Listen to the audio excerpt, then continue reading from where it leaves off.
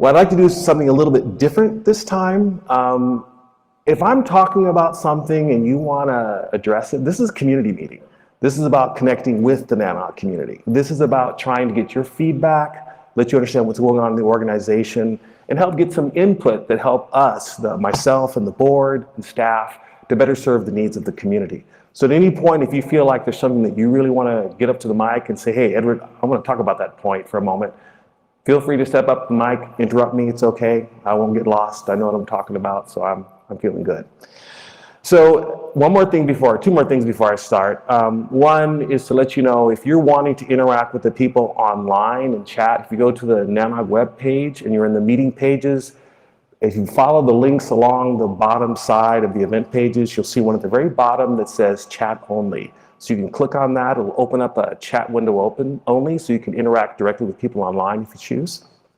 And then the other thing is, we're doing a little experiment at this meeting, and that was kind of a little pet geeky project of mine.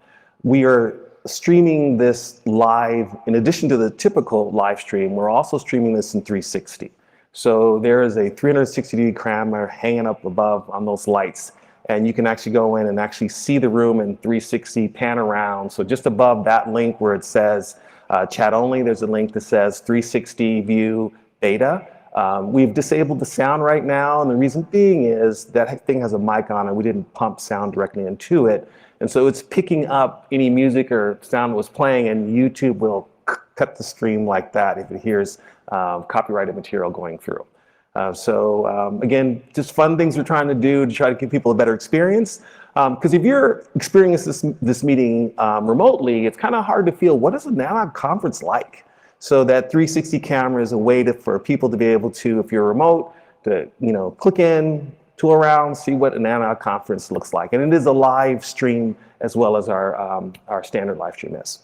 Okay, that said, let me kind of move forward. So the first thing I want to talk about is the impact of COVID-19 on the organization.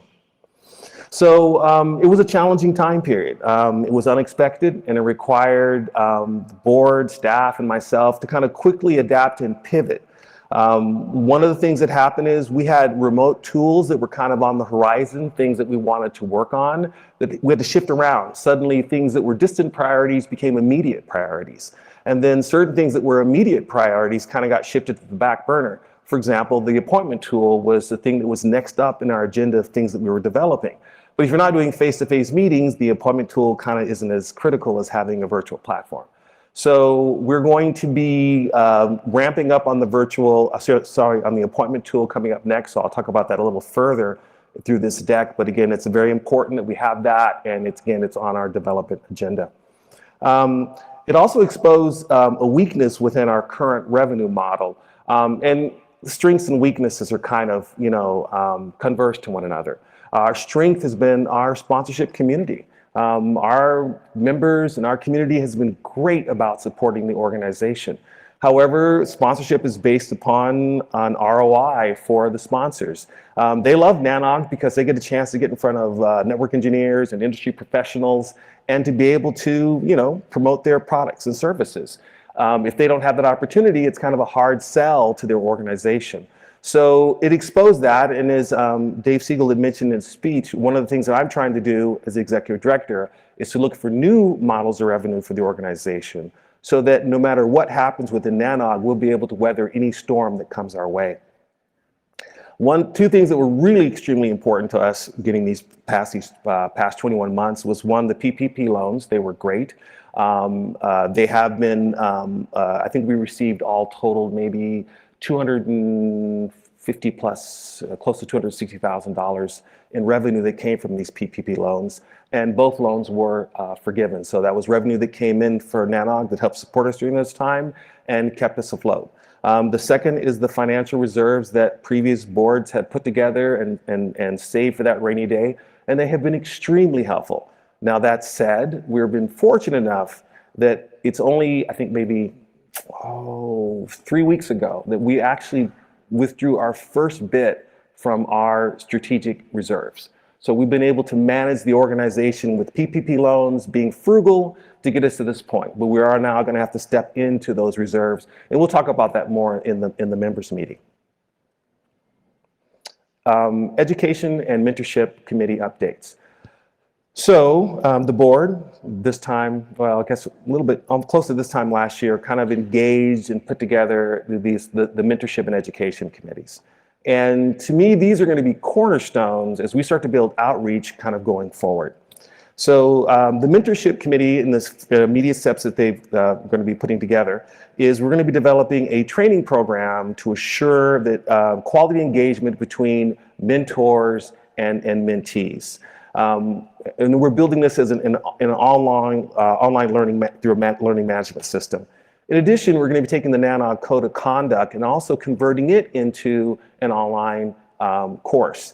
The reason being is we don't just want someone to read through the Code of Conduct and say, oh yeah, I read it, click, check the box.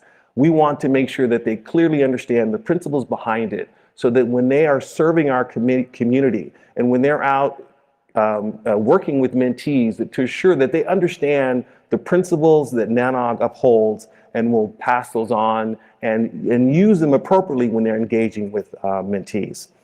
Newcomers is now led by the mentorship committee. So some of you may have been in the room. Vincent came up and he'd get our first kind of spiel of what we're doing for the newcomers coming forward.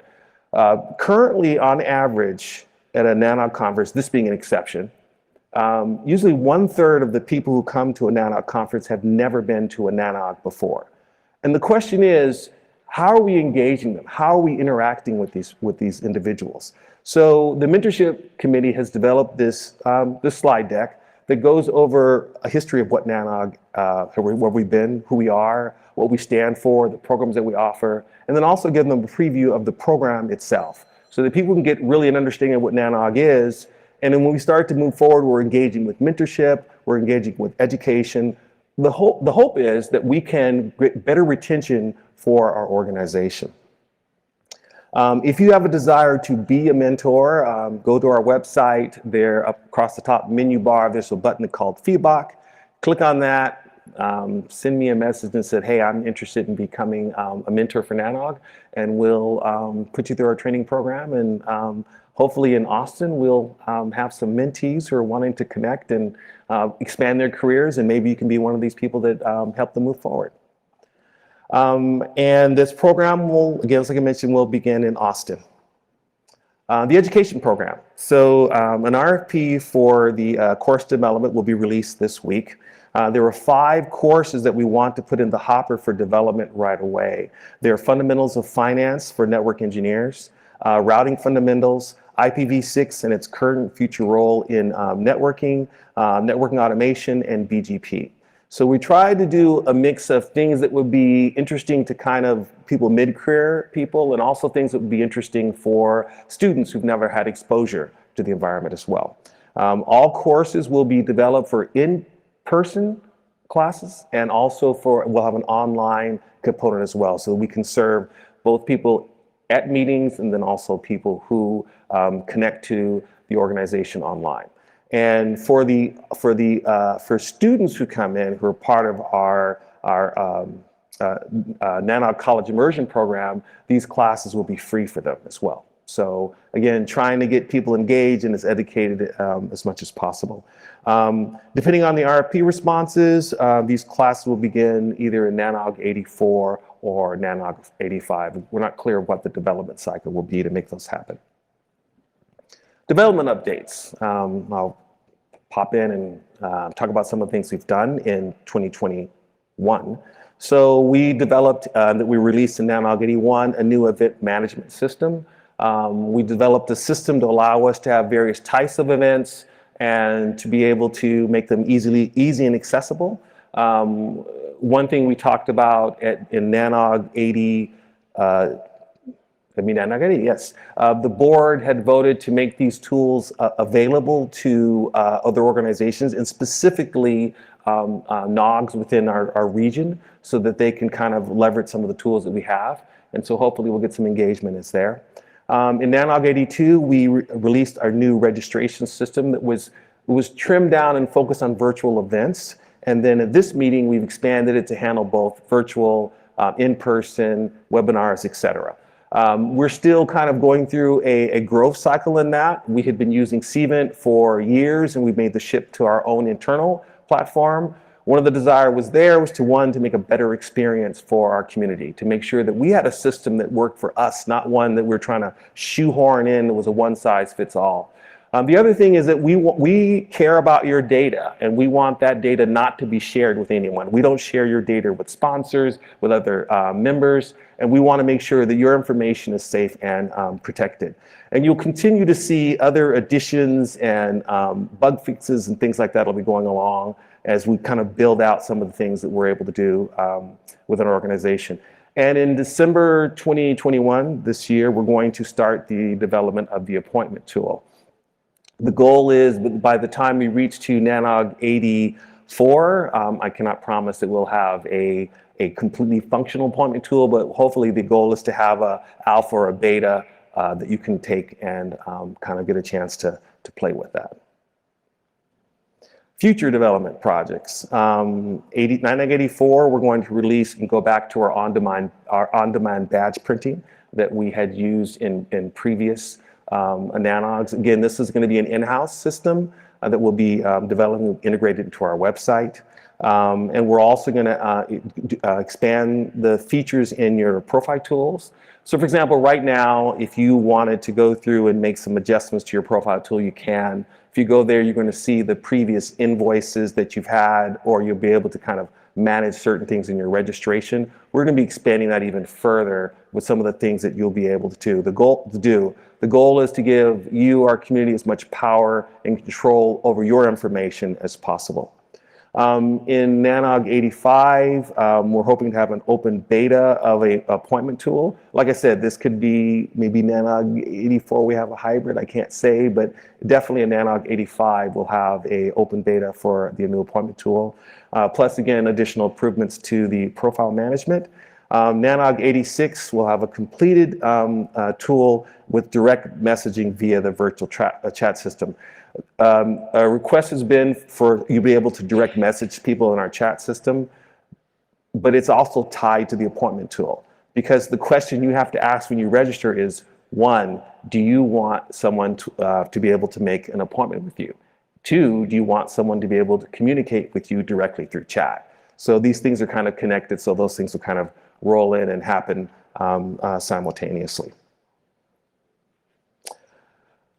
ICANN, ISOC, MOUs. So we've had a long-standing MOU with Aaron. Aaron has been a critical partner in a lot of things that we do as this organization, and we've greatly appreciate that relationship, and we hope as things go forward to continue to expand those collaborations with other organizations within our ecosystem, which has led to a memorandum of understanding with both ICANN and ISOC. So the goal is simple. We want to combine our areas of expertise to improve outreach efforts within North America, within the area that is NANOG's kind of territory. And this will work in tandem with our current outreach partners. There are current sponsors who support us in this area. It's not that they're going away. It's just that we know that to accomplish the things that we'd like to do, it's going to require as much support, energy, and help as possible. And I'm hoping that as we roll into 2022, things start opening up for travel, people start coming to events. I want to focus on trying to do more outreach to get more people engaged and involved in the NANOG community. So the outreach areas that we're going to focus on is student engagement, diversity and inclusion within our environment, because we all share the same problems, where it's ICANN, ISOC, NANOG, Aaron, we're all in the same boat in this. So pooling our efforts allow us to be able to do more. Underserved communities. Underserved communities, indigenous populations, underserved communities in the North American part of the Caribbean, and even underserved, I mean, there are rural parts in America that are very, very underserved. And what can we do as an organization to maybe not necessarily bring infrastructure in, but maybe we can bring educational opportunities. Maybe there's programs that we can get to have them come to NANOG meetings where they can get in contact with yourselves, be part of a mentorship program, take educational opportunities that will help them grow as individuals. And also professional development in smaller communities within North America. So that said, I'm going to turn things over to Augie, and he will carry on from there. Oh, unless you guys have any questions for me right now. We're going to have a Q&A at the end, but yes, go ahead. There's a question. Edward, we had one question from online, and it was from Brian Johnson. He asks, for the education program, who will own the courseware? The courseware will be owned by NANOG. That is the criteria. Yes, Avi. Oh, that's tall. There we go. Mm-hmm. Two questions. Any idea about roughly how much for the non-students, college folks, the idea would be to charge? For the non-students, we're still evaluating that process. We haven't made that determination. I think as we roll through, I'm sure we'll probably do some focus group testing to see what kind of the sweet spot for charging. I mean, we're a nonprofit, so we're not trying to get rich off online or in-person education. We want to be able to, if possible, have it pay for itself. So we're going to try to be as flexible as we can in that. So another issue. Oh, sorry. Please. Yeah, another issue that we've had when working actually with D&I trainers is getting leave behind in the collateral. Right. So the question is the value in the way it's presented in the Q&A or the actual curriculum? If you're charging for it, is the curriculum going to become available, or is that, any idea about how that'll work? It's a very good question. And right now, I'll be honest, I don't have an exact answer for that. But thank you for that, because that's something, as it being part of the education and mentorship committees, I will bring that back in, because it's a good question. Cool. Yeah, we had no idea we were going to get caught by this kind of thing either. So yeah, exactly. Thank you. Michael. Michael Costello with Netflix. For the educational mission, there was an RFP that was mentioned. So for those here who are in attendance, either in the room or online, if they want to participate in the RFP, how do they get involved? So we will, when the RFP goes out, we're going to have the full content of the RFP on a web page on our website. It will go out as part of the RFP. We're also going to circulate it on social media, and we'll also put it out in NANOG Announce. So hopefully anyone who's connected to NANOG should be able to know that the RFP exists and to be able to respond to it. Thank you. Yes, sir. Steve Ulrich, Arista. Just a question about the newcomers. You mentioned about 30% of the newcomers, or 30% of the attendees rather, in pre-COVID sessions were newcomers. Yes. Do we have any idea? We're obviously not growing at 30% per meeting. Any idea why they're not coming back, or is there any form of outreach or research we're doing to figure out what the gating factors are there?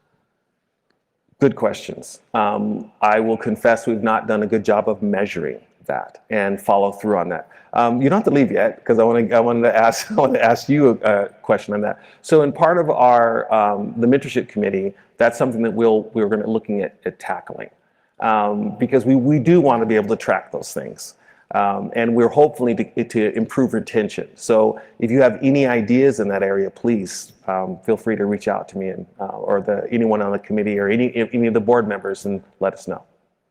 Thank you. All right.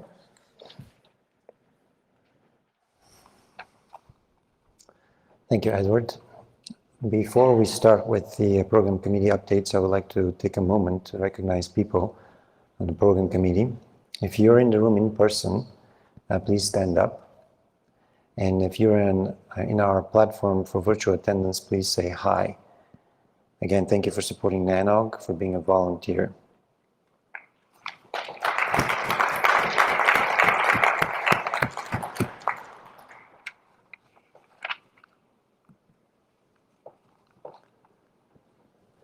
First, I must say that there's a lot that happens behind the scene to prepare and build the NANOG program. Introducing the content reviewer role is an example of how the NANOG program committee continues to evolve in a positive way. We created this new role to help offload work from the program committee secretary. The content reviewer partners with the shepherd to support the submitter, ensures the presentation follows standards for recording live presentation. In addition, the content reviewer approves the final slides to be published on the program and helps prepare speaker introductions. Thematic programming, I don't know if you have noticed how the NANOG program has been structured for some time now. As a program committee, we did our best to build a program having relation to particular subjects. For example, you see a lot of V6 content grouped on Wednesday morning, also content around government and policies grouped on Tuesday morning. Earlier acceptance, this is something that's really helped. For those of you that have recently submitted talks, you probably noticed that the program committee is more responsive to with reviews, feedback, and approvals for content to be added to the program. Within the NANOG program committee, we agreed that it made sense to engage in reviews and voting as early as possible, so that we're better prepared to build an outstanding program. It truly pays off to be able to publish the program on time so that our community can be informed on what to expect in a NANOG meeting coming up. Related to scripts, scripts for the people on the program committee that are moderating throughout the conference are now published prior to the meeting so that we don't miss anything important. Call for presentations. Rolling call for presentations are now available for the next 3 conferences, and we have some ideas to get you started. Carriers are planning to shut down 3G in 2022. Please send us your 5G talks for NANOG 84. Another good idea is, or event coming up is the 10th anniversary of World IPv6 Day on June 6th of next year. This is the first day of NANOG 85 in Montreal, Quebec. And finally, we're looking for ideas of what could be a good theme for the October next year event meeting in Hollywood, California.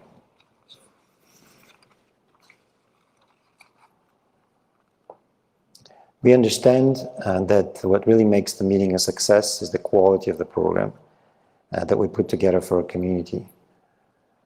Huge thanks to those of you that contributed to the program by submitting talk proposals. We prefer to see you in face and here on stage, but please be aware that we have an option to bring you remote for your talk. There's so much for you to share being a network operator. And again, it is great to see people wanting to give back to our community by joining us as speakers. The program committee needs you. Please consider becoming a volunteer. Nominations will open in January of next year. And all you need to stand is complete a candidate form, and you have to be a NANOG member. And you will find the current members and responsibilities on our website. Appointments will be made in February of next year.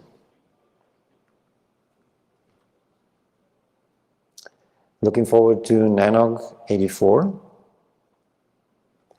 Location is going to be in Austin, Texas from February 14th to the 16th, again Monday to Wednesday. Our host sponsor will be Quantum Loophole, and the hackathon will happen the weekend before that. That's February the 12th through the 13th. We NANOG Social to be determined. Again, this will be a hybrid event as any other event in the future.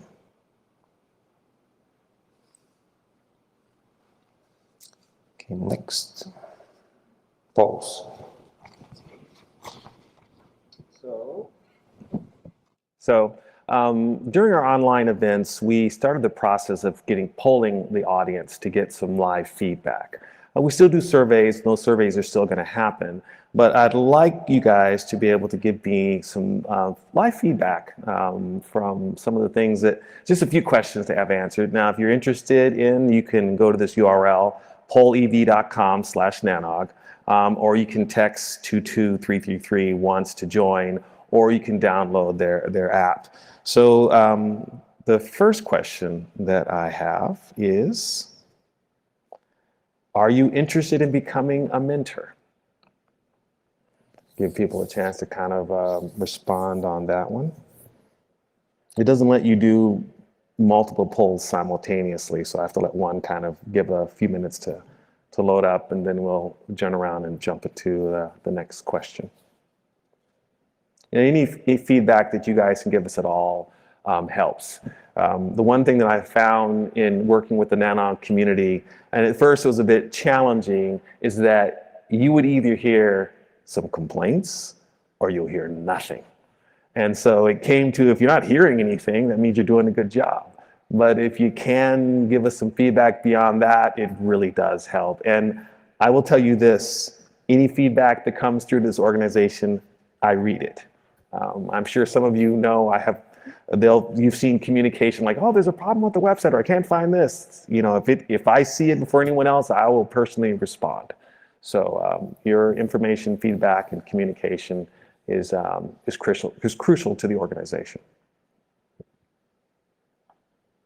All right, give it another 10, 15 seconds, and then we will, I guess I should, yeah, because there's people online, they're delayed 30 seconds at seeing this. Okay, let me switch to the next slide. I'll activate that one and switch. So, will your company allow corporate travel in 2022? I know during 2021, a lot of organizations kind of shut down all travel. So will it happen in 2022? This just helps us to plan and to prepare for upcoming events.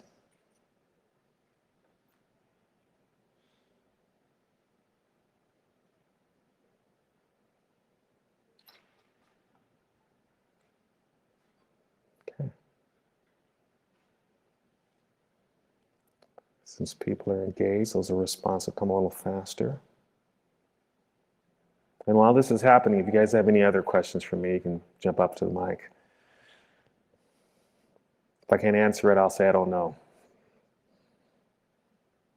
But in general, I'm not too shy.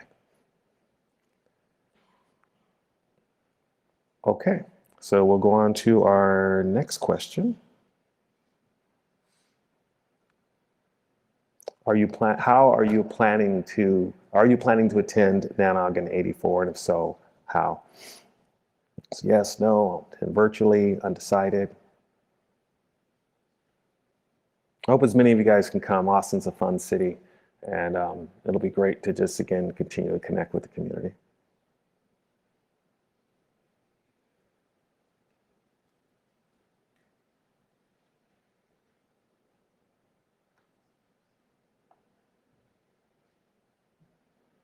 As I mentioned, the online audience is a little bit delayed, so we'll give it a few seconds for that.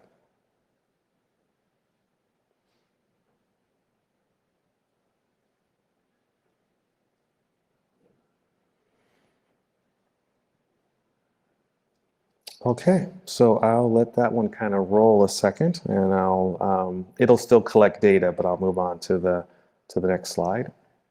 So we're rolling to Q&A. Are there any questions that you guys have unrelated to anything we've talked about, but related to NANOG that you want to discuss?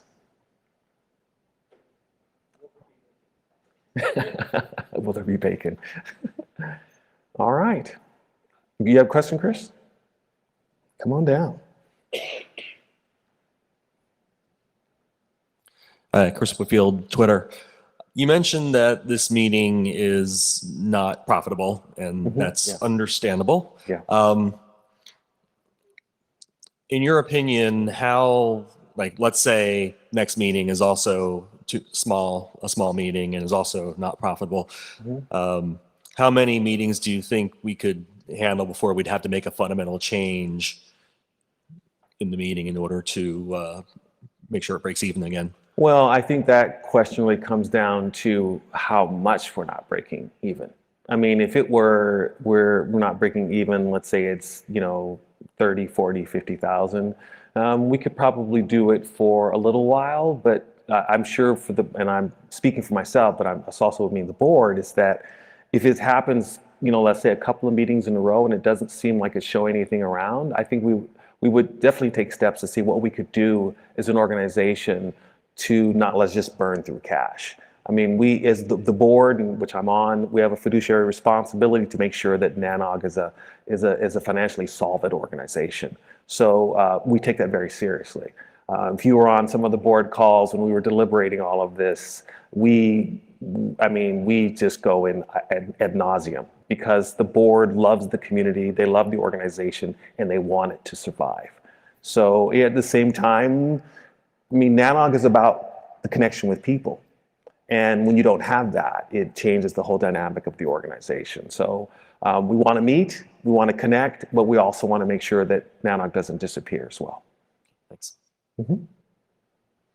Any other questions? All right. Thank you all for your time.